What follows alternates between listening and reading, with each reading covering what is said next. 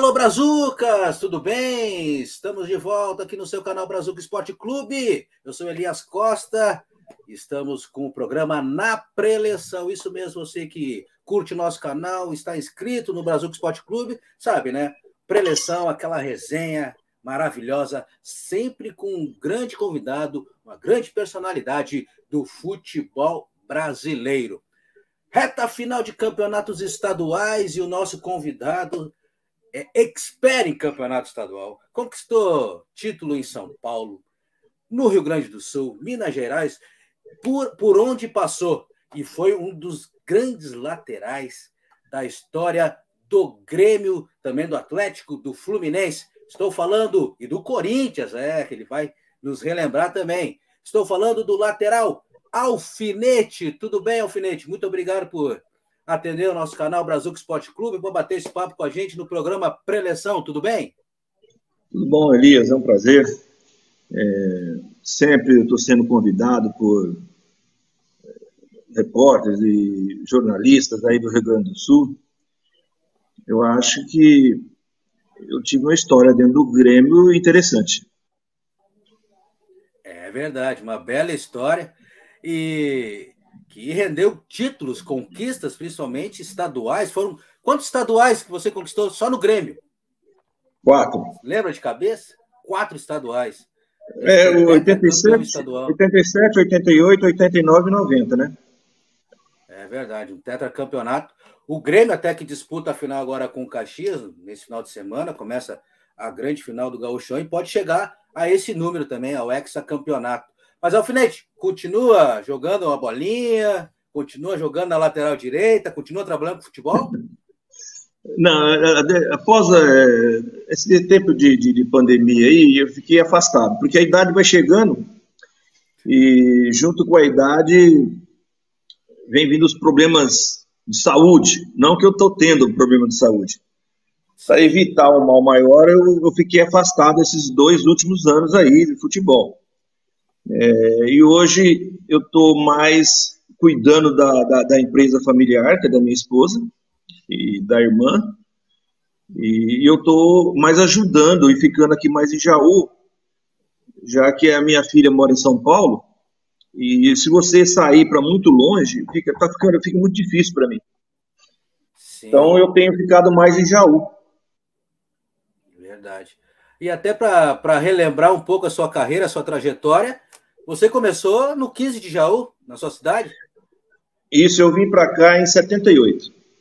E depois que parei de jogar futebol, devido à empresa já, que era dos pais, né? A mãe da minha esposa ainda está viva, mas meu sogro faleceu há 6 anos. Então eu resolvi fazer residência aqui em Jaú. E desde 78 que eu estou em Jaú, eu vim para a base do 15 de Jaú. Depois que eu tive a sequência aí para outros clubes. Verdade. E quais eram as características do lateral Alfinete? Na verdade, eu era um volante e um meia. Volante? Um volante e meia. Antes de começar o campeonato paulista de 81, o Cilinho me tirou de volante e me colocou para lateral. E eu fiz um grande campeonato em 81 no lateral direito. Disputei o Campeonato Brasileiro, porque o 15 de Jaú disputou a Taça Ouro naquela época. E daí me rendeu também, dentro do Campeonato Brasileiro, uma transferência para o Corinthians, logo que terminou o Campeonato Brasileiro. Praticamente aí em 6 meses, eu me adaptei de lateral, de volante e meia. A minha estreia no profissional foi em 79, com 18 anos, contra a Ponte Preta como meia. Como meia. Na chegada do Cilinho, era o meia e volante. Na chegada do Cilinho, eu fiquei mais como volante. Mas quando começou o Campeonato Paulista de 81, eu fui para lateral direito. E aí segui a carreira como lateral. E seguiu a bela carreira como lateral. Cilinho, que você está falando, é o técnico Cilinho, que também fez sucesso, principalmente no São Paulo, né? Ele fez grandes trabalhos em outros clubes e tudo, né? Mas, assim, os títulos é que ele reconhece, as pessoas sempre valorizam o trabalho de alguém quando se consegue títulos. E nem sempre é assim, né? Mas ele teve o brilhantismo na carreira no São Paulo, que ele ganhou o título paulista e trabalhou o brasileiro também. Verdade. Você disse que do 15 de Jaú foi para o Corinthians e você, se eu não falha a memória, você jogou num dos clubes mais importantes da história do futebol brasileiro. Foi aquele Corinthians do início dos anos 80, né, que criou ali a democracia corintiana. Sócrates, Zenon, Casagrande, enfim, um grande time que conquistou títulos paulistas. Como é que era essa convivência, principalmente nessa questão política da democracia corintiana, que era algo inédito até no futebol brasileiro, né, na época? Era digamos assim, uma nova maneira de trabalhar dentro do futebol. Ou seja, o jogador pudesse participar mais, o jogador pudesse opinar mais, porque o clube sempre foi muito fechado. As contratações era passada para os jogadores para uma aprovação. Todas as pessoas que diretamente estavam envolvidas com o futebol, ela dava a sua opinião e uma liberdade muito grande para se trabalhar. Porque lá em 82, que foi o início meu no Corinthians, depois de 83, já concentrava só os jogadores solteiros, os casados não concentravam. Quer dizer, isso aí foi uma maneira encontrada de dentro do grupo e a avaliação do diretor de futebol para que pudesse acontecer isso. A tendência era todo mundo se concentrava. E nós, o Corinthians, a partir desse momento da democracia corintiana, e além de tudo, o lado político, que era o lado de você estar envolvido com você ter o direito de fazer suas escolhas dentro da política. Você escolheu o presidente, porque até então era mais um governo militar e vinha no poder. E a partir de 85, né, houve manifestação em 84, até 85, finalzinho aí da era militar, é que as pessoas conseguiram ter essa liberdade de escolher os representantes, principalmente para presidente da República. Verdade. E você era uma voz ativa dentro desse grupo? Mesmo verdade, chegando em 82? Isso começou em 82. Mas o cabeça pensante disso tudo era o Sócrates. O Sócrates tinha um lado político muito aflorado. Ele e o Adilson, que era o diretor de futebol. Junto, o Zé Maria era o lateral direito que eu fui para substituir no Corinthians. Ele caminhou, somente dessa turma, somente o Zé Maria que caminhou para o lado político. Embora mais tarde, depois, o Vladimir também participou na política, mas como secretário de esportes. Sim. O Birubiru tentou também uma eleição como vereador, e assim em diante, outros jogadores entraram na política visando uma vaga nas câmaras.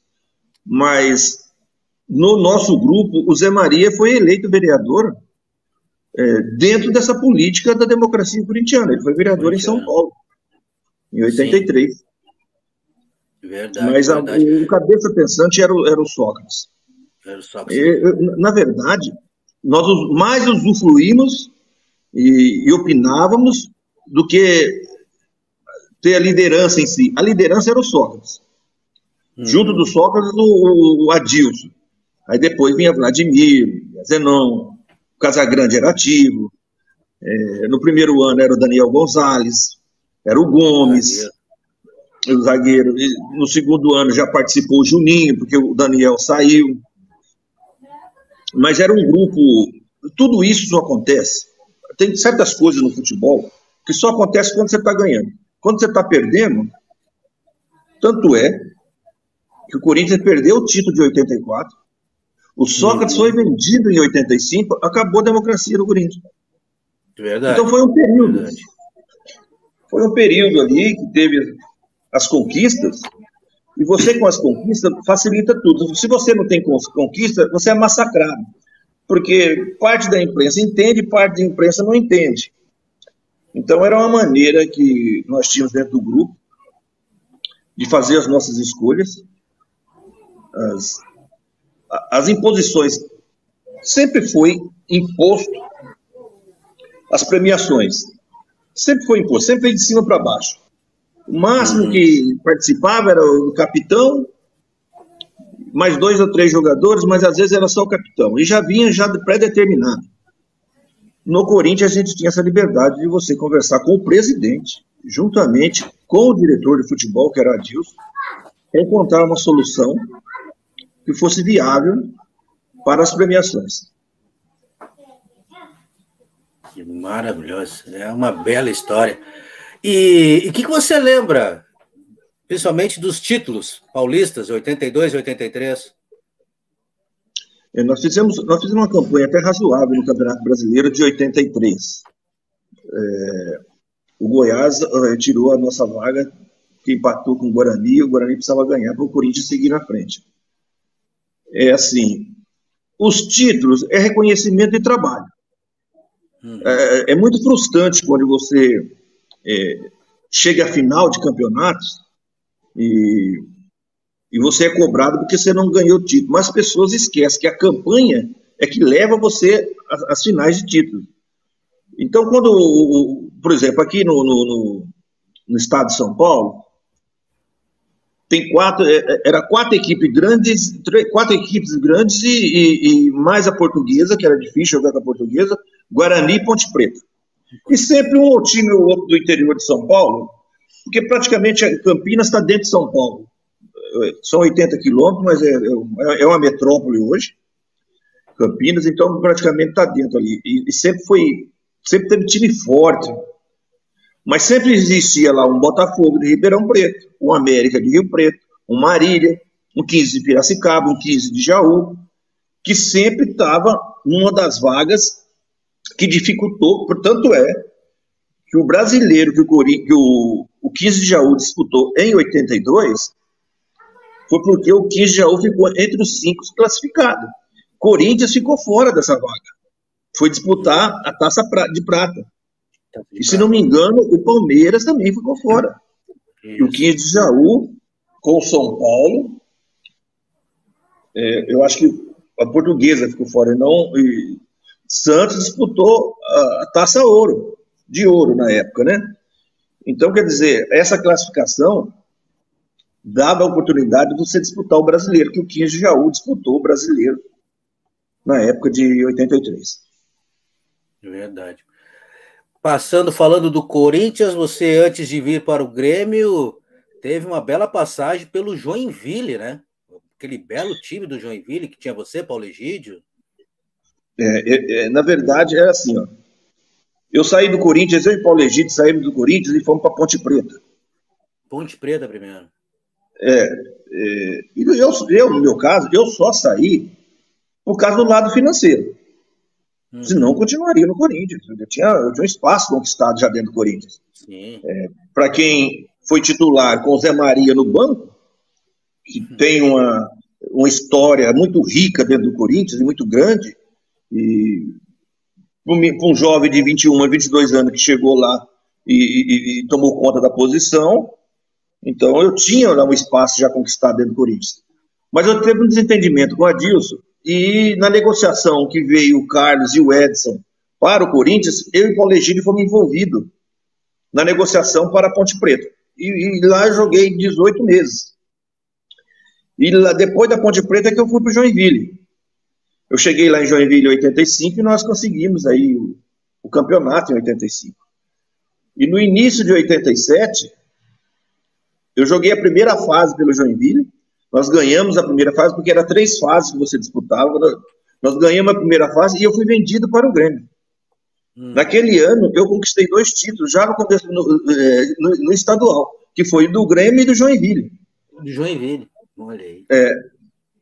Quando terminou o Gauchão, eu vim para ver a decisão em Santa Catarina, de Joinville e Criciúma. E fui na cidade de Criciúma. E lá eu também recebi a minha faixa como ganhador do título de 87. Pô, que maravilha. Que me deixou muito Bela orgulhoso. história. Não é, foi bom, como eu destaquei na abertura, não é à toa que conhece muito bem esses campeonatos estaduais pelo Brasil, porque conquistou em muitos lugares. E essa chegada no Grêmio em 87, hein? Grêmio campeão mundial, multicampeão, campeão brasileiro, campeão da Taça Libertadores. Então, mas o Grêmio tinha uma carência na lateral direita. Eles Paulo Roberto, que foi o campeão em 83, logo em seguida saiu, depois passou ali Raul, o Raul também saiu, que foi para, acho que veio para o Santos, se não me engano. E isso. Quando eu cheguei no Grêmio, tinha uma vaga aberta e o Grêmio precisava de um lateral direito. E o Grêmio já tinha ido me buscar lá no Joinville, só que o Joinville não quis me vender na primeira vez. Na segunda vez, eu tinha feito um acordo com o presidente do Joinville, se aparecesse um outro clube, que ele facilitaria a minha saída. Isso foi um acordo que eu fiz com ele de palavra, eu não tinha no contrato nada. Na minha chegada, já em 85, em Joinville, eu disse ao presidente, eu não fico aqui mais que um ano, que eu vou voltar para o time grande. E eu peguei um treinador no Joinville, que é o Edu, que era irmão do Zico. Edu Coimbra? O Edu Coimbra, foi treinador meu lá. E ele me indicou para o Flamengo. Era para me ter sido transferido para o Flamengo, veio dizer para o Grêmio. E se eu não me engano, você foi destaque do Campeonato Brasileiro, né? Fui, eu ganhei a primeira bola de prata minha, eu ganhei em Joinville. E o Edu me indicou para o Flamengo. E o Grêmio chegou e fechou primeiro. E o Flamengo foi atrás do Jorginho, que o Jorginho jogava lateral esquerdo e lateral direito, só que jogava no América do Rio. América. E eu fui transferido para o Joinville, e o Joinville foi transferido para o Grêmio em 87. Cheguei no Grêmio e, como era, estava até deslocado o João Antônio jogando no lateral direito. Aí eu cheguei para ser o titular da posição, já tinha um currículo, né? Não era um menino, cheguei já com 26 anos, não era mais jovem, e durante 4 anos seguidos eu fiquei no Grêmio aí, jogando, até minha saída no início de 91. Quando você chegou já era o Filipão? Treinador? Não, era o Juan. Ah, o Mujica? O Uruguai? Mujica, é isso. Na hora que terminou o campeonato, o Filipão chegou. Sim. Mas antes do final do campeonato, o Filipão chegou. Sim, sim. O Grêmio, aquele time do Filipão que foi tricampeão gaúcho. Lógico que você tem 4 conquistas no Grêmio, né? Precisamente campeonatos gaúchos, mais a Copa do Brasil. Mas eu quero recordar com você um time que, na minha visão, já tenho 44 anos e era um menino naquela época, mas é um time que chamava muita atenção, que era o de 1988, que, na minha visão, é um time que durou um semestre, né? Que depois aí saíram algumas peças e se desmanchou, que foi aquele Grêmio Show, treinado pelo técnico Otacílio Gonçalves da Silva Júnior. Aquele belo time que tinha você, Luiz Eduardo, Astengo, Valdo Lima, Jorge Veras, que não perdia grenais. O que você se lembra? O que você lembra desse timaço aí? No início de 88, eu me lembro que alguns jogadores era para ser dispensado. Mas o Grêmio tinha uma política que tinha no seu Verardi uma pessoa muito sensata e vivida dentro do futebol. E o Grêmio não era muito de acompanhar, tem que dispensar esse, dispensar aquele. Uma das pessoas que estava para ser dispensada era o Cristóvão. Nossa. E o Otacílio chegou e falou assim, não, eu trabalhei com esse jogador no Atlético. Deixa que eu vou trabalhar com o jogador. Tanto é que ele trabalhou com o Cristóvão, foi para a seleção brasileira depois, na volta dele, com a sequência dele dentro do Grêmio. O Bonamigo, que era meia, porque quando eu cheguei no Grêmio, em 87, o volante era o China, o Bonamigo era o meia.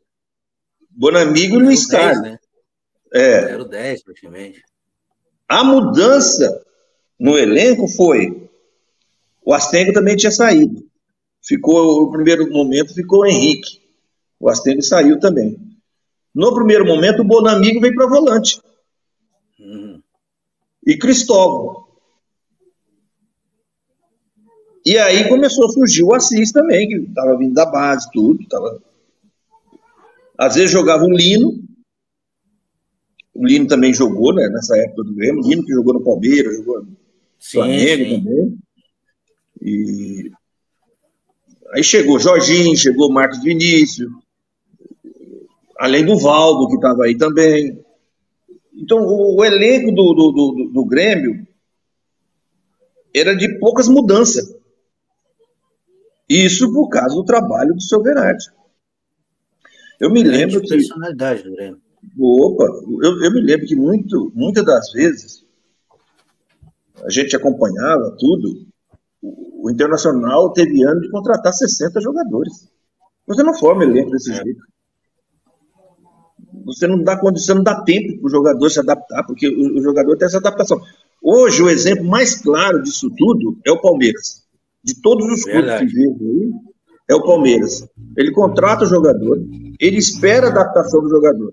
Se vê que depois deu 2 anos, mais ou menos, não rendeu, aí ele desfaz. Ao contrário, ele segura o jogador, ele dá o tempo desse ambiente, porque você, principalmente quando o jogador é estrangeiro, você vem para outro idioma, você tem essa dificuldade. O jogador, quando vem do interior, quantos jogadores se destacam no interior, aí vem para time grande, nós tivemos exemplos aí dentro do Grêmio.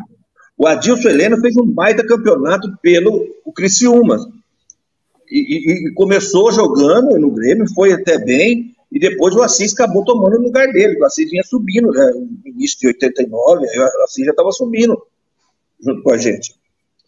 E o Adilson não se firmou, não pela a característica de jogar no Grêmio, a maneira que o Grêmio encontrou jogar era diferente da do Criciúma. Então, muitos jogadores, às vezes, se destacam no interior, mas encontram dificuldade, às vezes, no time grande. Chega no final do ano, que você não dá o tempo desse jogador se adaptar, a imprensa começa a cobrar e começa a querer falar, esse não serve, e aí tem muita gente, diretor, que embarca nessa ideia e acaba prejudicando, e você não forma elenco. Verdade. O elenco tem que ser, além de ser escolhido a dedo, tem que dar o tempo às adaptações. É verdade. E você que disputou Campeonato Paulista, Campeonato Catarinense, Campeonato Mineiro, Carioca, Gaúcho. Campeonato Gaúcho é um certame, é um torneio diferente? O Campeonato Gaúcho, ele é mais disputado, digamos assim. Até pela razão do próprio clima, como é de Santa Catarina. Só que Santa Catarina é mais chuvoso, os campos são mais pesados. Naquela época os gramados não eram essa maravilha que é hoje. Tanto é que o apelido do Grêmio aí, quando chovia, era chiqueirão, porque você atolava dentro do estado do Grêmio. Quando chovia demais, aquilo dali era difícil de jogar naquilo dali. O campeonato no Sul, ele é mais forte nas disputas. Ele é mais aguerrido. Ele não é um futebol muito de... Por exemplo, igual que você comentou no Grêmio de toque de bola, do Grêmio Show que você citou. Era um time que valorizava a posse de bola. Hoje a gente vê no Grêmio, e eu acompanho aí dentro do possível, eu vejo sempre os comentários do Renato, a valorização que ele dá da posse de bola. Sim. É evidente, você se desgasta menos, você cansa o adversário, mas não adianta você ter só posse de bola se você não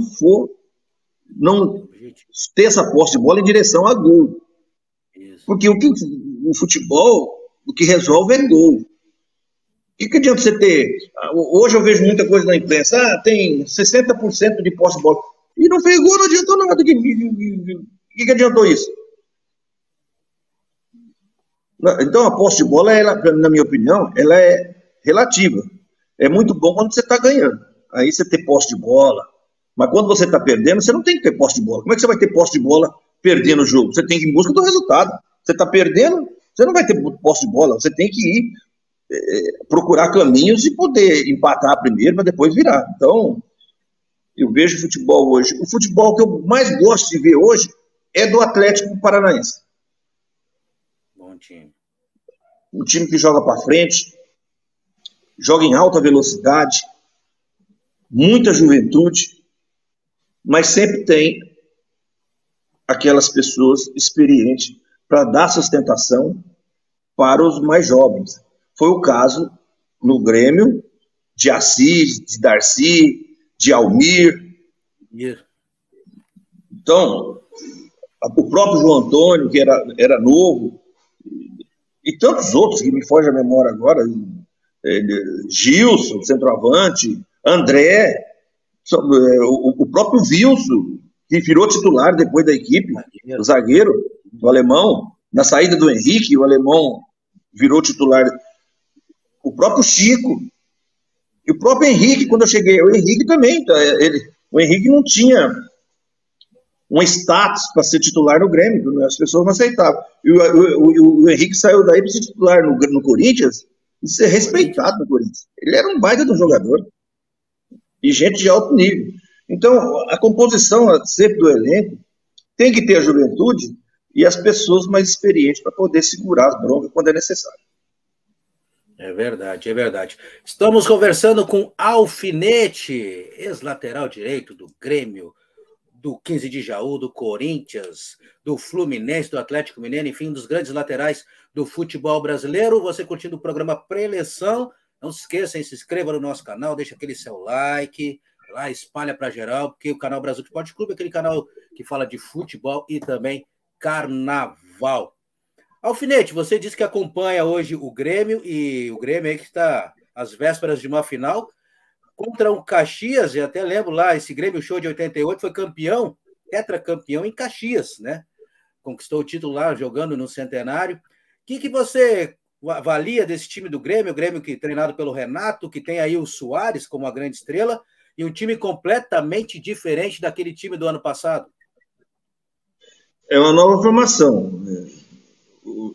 O clube tem que se adaptar rápido para o Campeonato Brasileiro. Porque o parâmetro do campeonato regional não serve. Se você for levar em consideração, eu estou vendo por São Paulo e aí Rio Grande do Sul. Os times da capital aqui em São Paulo perderam nos pênaltis para a equipe do interior. Verdade. A dupla Grenal, o Grêmio seguiu na frente ganhando nos pênaltis do Ipiranga. Internacional parou no Caxias nos pênaltis. E aí, se você não se preparar para o Campeonato Brasileiro, a Série B está batendo na sua porta. É uma avaliação que o Renato vai ter que ter agora para qualificar o elenco. Porque já na época era dado como certo que a final, tanto é que os 4 anos foi Grêmio Internacional. Hoje já não pode dizer isso. Os times do interior já conquistaram títulos, estão no mercado reforçando as suas equipes, estão se aprimorando, estão criando os espaços para fortalecer também e para disputar de igual para igual. Então, as dificuldades do Grêmio Internacional hoje são muito maiores do que na nossa época. É verdade, é verdade. O favorito é o Grêmio, né? O favorito é o Grêmio. Agora, o futebol é lá dentro do campo que você tem que prevalecer esse favoritismo. A imposição tem que se impor. Ou vai deixar o Caxias tomar a iniciativa de jogo? Fica difícil. Já passou apertado pelo Ipiranga. Perdendo pênalti. Dificílio. Ali você não precisa nem do ergométrico. É só você ir no estádio. Chegou essa final agora. Ainda bem que o Renato fez uma cirurgia no coração. É verdade. É verdade. É verdade. É um teste tanto, né? É verdade. Nós ganhamos um título uma vez nos pênaltis do Internacional. Isso, em 89, se não me falha a memória. Mas é desgastante. É desgastante. E o Grêmio, ele se impondo, o favoritismo é do Grêmio. Verdade. Alfinete, 87, 88, 89 e 90. Grandes times, esses 4, considero eu. Campeões. Desses 4 times, escolha um que você acha, essa formação é inesquecível. É o de 88. É a melhor formação que eu joguei. É de 88 e início de 89 do Brasileiro. Foi para final, semifinal, que ficou no Inter, e o Inter disputou a final com o Bahia. O time tecnicamente era muito bom. Que Jandir, o meio de campo, que o Jandir com Dona Amigo, com Jorginho, Vinícius, Paulo Egídio, a época com o Cristóvão, foi um time fantástico esse time do Grêmio. Foi muito bom jogar nesse time. É verdade, era um timaço. Até você lembrou, né? Semifinal também do famoso Grenal do século, né? Que foi um jogaço de bola. O Grêmio saiu na frente e o Inter virou. Com jogador a mais. Com jogador a mais. Né? Grande. Os grenais inesquecíveis. Alfinete, para encaminhar o nosso papo, faltou fazer alguma coisa no futebol, como na sua carreira de jogador? Eu não diria que faltou, mas eu ganhei minha segunda bola de prata aí no Rio Grande do Sul. Eu não sei que cargas d'água. Eu tive uma convocação para a seleção brasileira em 83, lá no Corinthians. Sim. Existe um contrato, alguma coisa nesse sentido, que você pode convocar até 5 jogadores da mesma equipe. E eu fui cortado da seleção, porque o Parreira, que era o treinador na época, ia me dar oportunidade, porque o Corinthians já estava com 5 jogadores e me tiraram da seleção. Eu fui para Ponte Preta em 84, o Jair Pisserno era o treinador da pré-olímpica. Sim. Olha para você ver. Eu fui convocado para a pré-olímpica. Aí entrou o presidente Coutinho lá, presidente do Botafogo, inclusive, e fez um limpo e levou o time quase todo do Internacional. Você lembra disso? E quem que era o lateral direito que levaram para a seleção pré-olímpica? Ronaldo. O Ronaldo era reserva meu no Corinthians, meu e do Vladimir, que ele jogava nas duas. Sim. Como é que você convoca um jogador que é reserva e não convoca o titular? Nada contra os laterais que jogaram no futebol brasileiro. Mas eu acho que eu merecia ter tido uma oportunidade na seleção por tudo aquilo que eu fiz. Treinador que foi de seleção brasileira, como Carlos Alberto Silva, como foi Parreira. O Campeonato Brasileiro de 86, nós não eliminamos o Cruzeiro dentro do Mineirão. O Carlos Alberto Silva era o treinador, ele foi treinador da seleção. No caso do campeão da condição que ele alcançou antes, porque deu 2 empates e ele passou para frente por causa dos 2 empates, porque ele fez 1-1 lá dentro. Ele fez 1-1 lá dentro de Joinville e ficou 0-0 no Mineirão. E os 2 jogos eu fui escolhido o melhor jogador em campo, tanto para a imprensa mineira como a imprensa lá em Joinville. E o treinador era o... Aí ele convoca Balu, que estava no Cruzeiro. Nada contra. Nada contra, mas eu acho que eu mereci. Tanto é que eu ganhei a bola de prata como melhor jogador da posição. Ele foi convocado depois para a pré-olímpica, lá Zanata, do Bahia. Zanata era do Bahia. Como é que você não escolhe um jogador que ganha a bola de prata como melhor jogador do Campeonato Brasileiro e convoca um outro jogador? São essas mazelas que existem no futebol, esses arranjos que existem no futebol, que até hoje é assim. Infelizmente, até hoje é assim. É verdade, é verdade. Alfinete, te agradecer por reservar um tempinho para bater esse papo com a gente, para recordar histórias, aí, esses grandes momentos da sua carreira, por onde você passou. E esperamos conversar mais vezes aí. Fica à disposição de você, Elisa, seu programa, seus ouvintes. Estou aqui sempre em Jaú, sempre quando tem oportunidade, o pessoal do Sul sempre me procura para poder fazer entrevista, poder conversar com vocês. Eu acho que eu tenho um passado glorioso aí no Rio Grande do Sul. Muito obrigado a você pelo convite e estou à disposição de vocês. Com certeza. Conversamos com o Alfinete, ex-lateral direito do Grêmio, Corinthians, enfim, do futebol brasileiro. Preleção fica por aqui e volta na próxima semana, sempre com um grande convidado do nosso futebol. Grande abraço, Alfinete. Valeu. Obrigadão.